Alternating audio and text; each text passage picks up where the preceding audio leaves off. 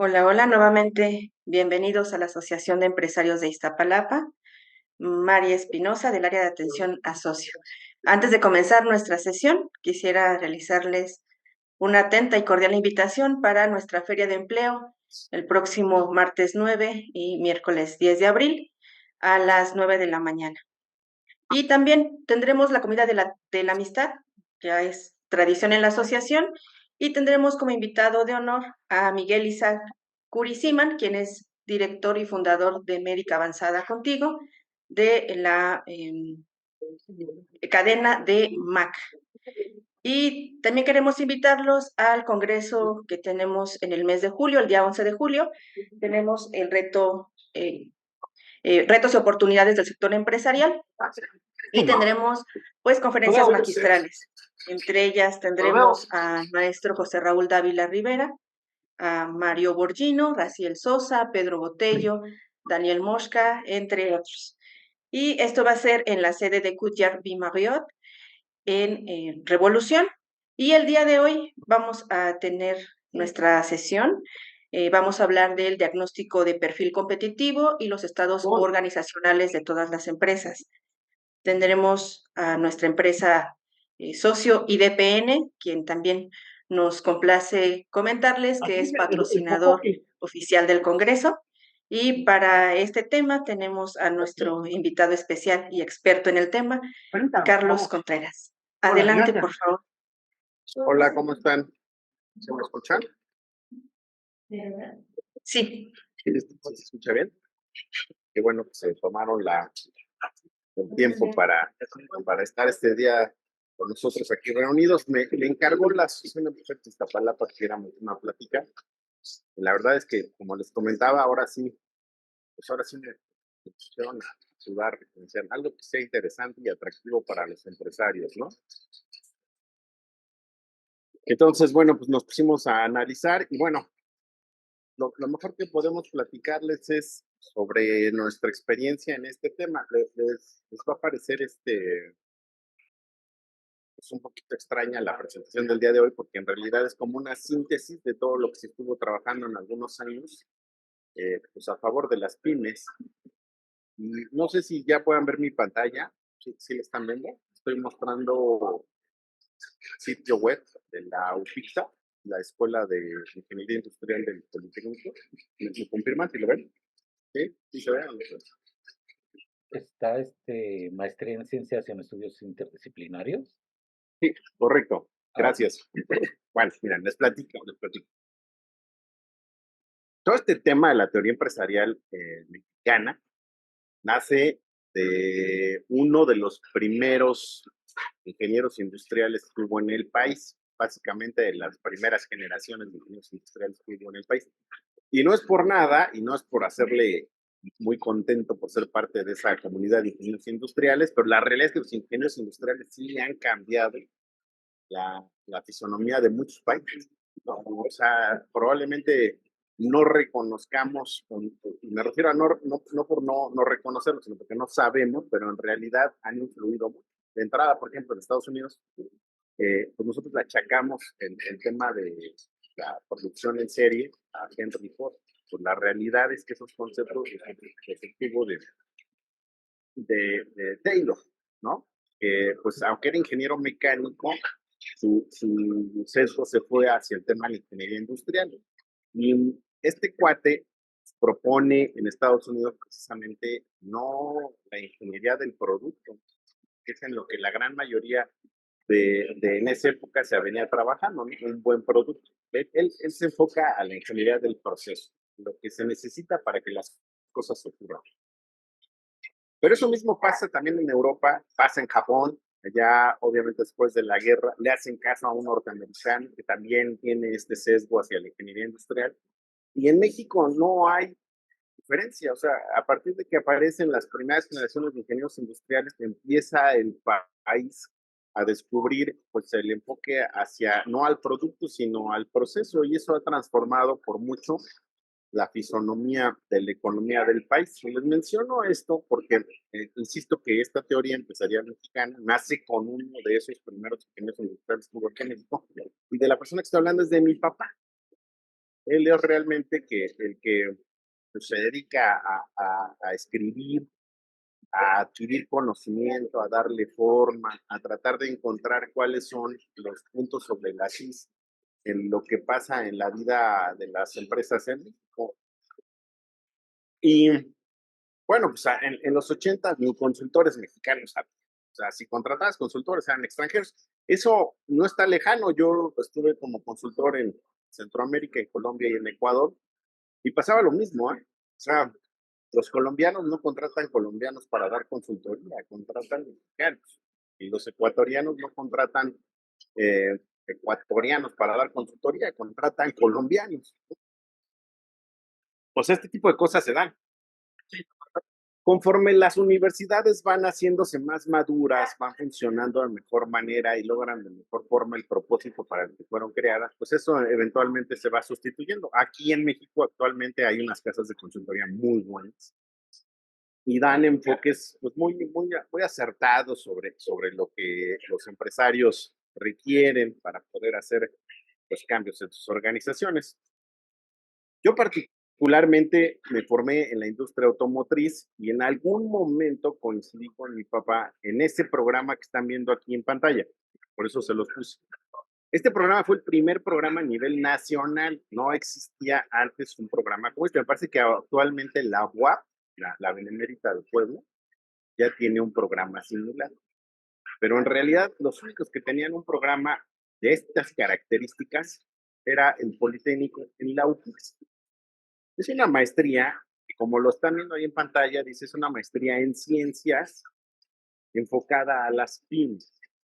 Y lo que buscaba, si vemos la ficha técnica, pues era precisamente que se hiciera investigación. Fíjense, esto es bien interesante porque generalmente consumimos productos, el tema del management, de la gestión de otros países.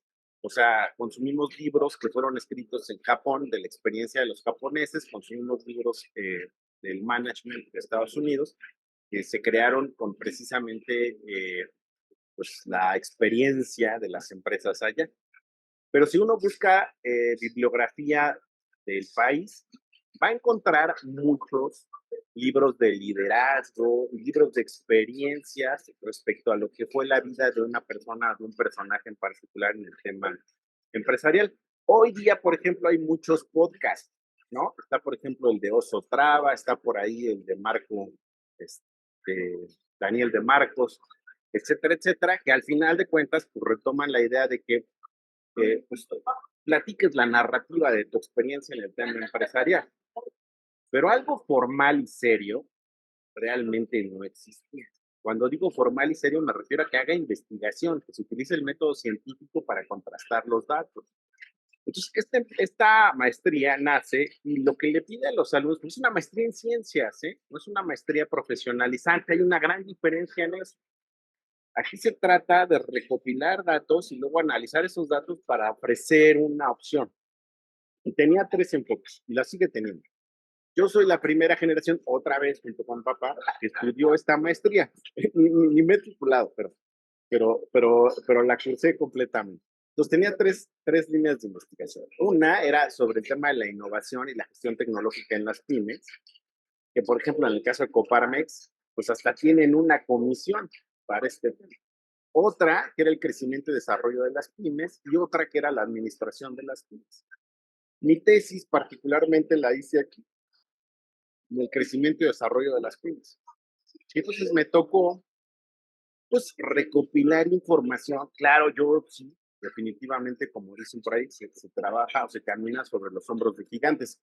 Los hombros de mi papá, pues, es obvio, tenía toda su experiencia, su conocimiento, y para mí fue mucho más fácil estructurar mi tesis. Pero eso no le resta mérito al tema de conseguir los datos. Pero ¿de qué se trataba esta agencia? Porque eso es lo que el día de hoy les voy a transmitir. O sea, ¿de qué se trataba? Se trataba de construir información valiosa que les diera perspectiva a los empresarios sobre lo que estaba pasando en sus empresas, ¿no? Pues aquí les tengo un breve recorrido que hicimos sobre esa etapa. Nos dimos cuenta que trabajando, estoy hablando de finales del sexenio de Calderón. No estoy omitiendo en este momento toda la historia de mi papá como profesional en el ámbito, que estuvo prácticamente en todas las iniciativas de gobierno a favor de las empresas, pero me voy a concentrar en la parte final del sexenio de Felipe Calderón, porque ahí se da una actividad eh, interesante. Después, con el tema de Enrique Peña Nieto y el gobierno actual. Y lo platico así porque el ecosistema empresarial y emprendedor, pues sí se ve realmente o favorecido o empobrecido por las iniciativas del gobierno. Eso todos los que estamos aquí el día de hoy lo sabemos. Bueno, pues para no hacer tanta larga la plática en ese sentido, cuando empiezo a hacer la tesis, me doy cuenta de que no les voy a platicar de mi tesis, ¿eh? O sea, no es una presentación de mi tesis, pero les voy a decir cómo llegué a estas conclusiones. Lo que nos dimos cuenta es que los programas que existían en el gobierno desde esa época hasta la fecha tenían un profundo desconocimiento de la personalidad moral, o sea, me refiero a las personas morales. En realidad se desconocía realmente qué eran las empresas, las pequeñas empresas. En Estados Unidos le llaman los small business. Pero aquí en México lo que había ocurrido, y eso todavía cuando estaba SECOFI, la Secretaría de Comercio y Fomento Industrial, fue ponerles una etiqueta que fue la palabra MIPYME y que hacía referencia a la clasificación en términos de cuántos empleados tienes y cuánto dinero es el que vendes. ¿Alguien sabe, ya ha escuchado de esta clasificación y la ha utilizado? ¿Saben cuál es su clasificación como empresa? Levanten su mano los que saben, han escuchado. Porque prácticamente sella tu destino, ¿eh? O sea, si tú estás clasificado en una determinada categoría, tienes acceso a más o menos cosas, incluso en el banco. O sea, tú eres una pyme, ok, tienes ciertos programas. Tú eres una micro, tienes ciertos programas. Eres una empresa grande, tienes acceso a ciertas cosas. Por eso es importante saberlo. ¿No? ¿Nadie? ¿Nunca la han usado? Bueno, esa clasificación se le dio a las empresas pues para saber que la reconocían. O sea, el gobierno dijo, pues les pongo mi pyme, ya con eso les estoy diciendo que sí reconozco el fenómeno, como muy parecido a lo que hicieron con el tema de los niños. O sea, es que ni trabajan ni estudian, y con eso se dio por satisfactorio el haberlos atendido. Así se hizo con las pymes igual, pero la realidad es que cuando tú les preguntabas qué era lo que le ofrecían a las pymes, pues no sabían. O sea, primero no sabíamos qué aportaban, qué perseguían, qué beneficios tiene tener una, quién las regula, cómo crecen, qué intereses tienen, qué las motiva, etcétera, etcétera. Todo este fenómeno era totalmente desconocido para las autoridades. Bastaba con decir que teníamos un programa para MIPYMES para que quedáramos satisfechos. Esa es la realidad con la que partió todo esto. Bueno, a partir de este esquema es que precisamente Felipe Calderón crea algo que se llamó la Subsecretaría para la Atención de la Pequeña y la Mediana Empresa. Y pues, se prometió que se les iban a dar apoyo para que estas empresas crecieran. Pero la realidad es que funcionó más como para tener un primer contacto con ellas, para saber quiénes eran, a qué se dedicaban. Y bueno, lo que nosotros nos dimos cuenta es que el fenómeno de las MIPYMES va intrínsecamente ligado al fenómeno de las personas que las lideran. Esto es lo que se pone interesante y ojalá que esto les sirva. Resulta que para que una empresa crezca, el que la lidera también tiene que hacer saltos. O sea, no es posible impulsar el crecimiento de una empresa si tú como directivo o como dueño de la empresa no haces los saltos también apropiados. Entonces nos dimos cuenta que había esta dualidad, estaban totalmente ligados, ¿no?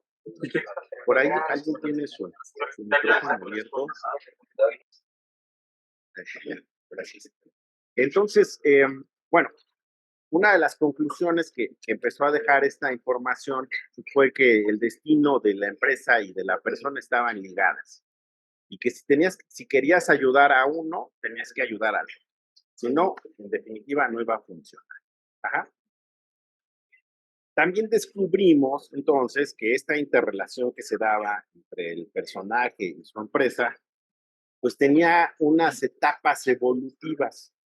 Y esas etapas evolutivas, pues eran las que en teoría los programas de apoyo del gobierno intentaban de alguna manera impulsar. Aquí están algunos de esos programas. El más viejo de esos programas recientes, pues es el programa Compite, que lo que buscaba era que las empresas se certificaran en eso. Esa fue la idea.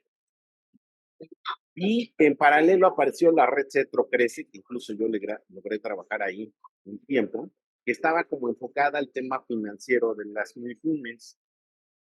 Y pues también por ahí después con Fox apareció el programa de apoyo a la capacitación, el PAC, en donde pues tú metías tu programa de capacitación, la gente de RH sabe qué es eso, y el gobierno te daba recursos para ponerlo. Finalmente, por esas fechas más o menos aparece por primera vez el programa este de las maestrías en pymes, y este se da en paralelo con la Subsecretaría de Atención a la Pequeña y Mediana Empresa. Y a partir de ahí empiezan a aparecer un montón de iniciativas como el tema de México Emprende y también el tema de CONACYT para el apoyo de lo que se llamaba el RENIECI o el Registro Nacional de Instituciones y Empresas Científicas y Tecnológicas, que era pues la idea de que una empresa que se vinculaba al sector académico, entre las dos hicieran ciencia y esa ciencia la pusieran en práctica y eso se pudiera traducir en desarrollo. Y obviamente también aparece el famoso INADEM. ¿Alguien se acuerda de esa institución? Fue de las instituciones que por primera vez en México se dedicaban 100% al estudio del fenómeno de las empresas, de las pequeñas y las medianas empresas. Bueno, en ese contexto de los programas, es que pues nos dedicamos a platicar con los empresarios. Y la teoría empresarial que se obtuvo no es más que una redacción, una relatoría de la vivencia de todos estos empresarios que hemos trabajado. Para podernos acercar a ellos, nos acercamos a las cámaras industriales, las asociaciones, a la Coparmex, a las instituciones que tenían un poder de convocatoria. Empezamos a aplicar cuestionarios, empezamos a platicar, empezamos a hacer entrevistas como las que pueden ver ahí. El resultado de eso es que llegamos a algunas conclusiones, ¿no? Eh, todo esto se los menciono porque, ¿qué creen? Una de las condiciones que han tenido todos los programas que tienen que ver con el tema de apoyo a empresarios, fíjense, esas son las conclusiones que sacamos, algunas de las encuestas que se hicieron y los resultados que se obtuvieron. Pero miren, a lo que voy es a lo siguiente. Cuando apareció por primera vez el INADEM, esta institución tenía como propósito apoyar a las empresas y lo hizo a través de lo que están viendo en pantalla. Me dicen si no, es un Excel. Dice criterios de elegibilidad y requisitos de las convocatorias. ¿Ah? ¿Qué es esto? Pues son todas las convocatorias que existieron en el INADEM. Ahí están. Esas eran las convocatorias. Entonces había convocatorias para desarrollo de proveedores, para la oferta exportable, para el tema regional, para el fortalecimiento de redes, etcétera, etcétera, etcétera. ¿Sale?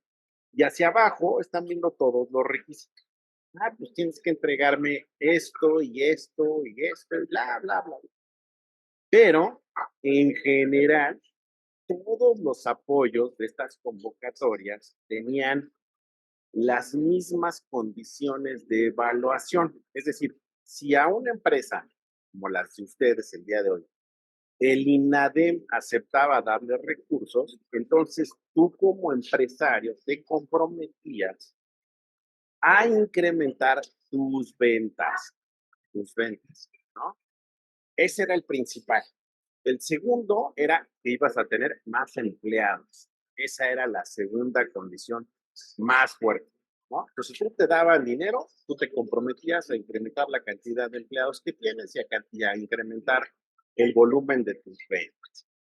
Y con base en esos dos principales criterios iban a evaluar si había funcionado o no, apostarle a Héctor Silva, a Lilia Pérez, a Norma Barrera, que es de esa época con nosotros trabajando. Saludos, buenas noches. a la gente de Ufara, que también los conocemos desde hace mucho tiempo. Pero así era, ¿eh? O sea, si te daban la lana, tú tienes que demostrar.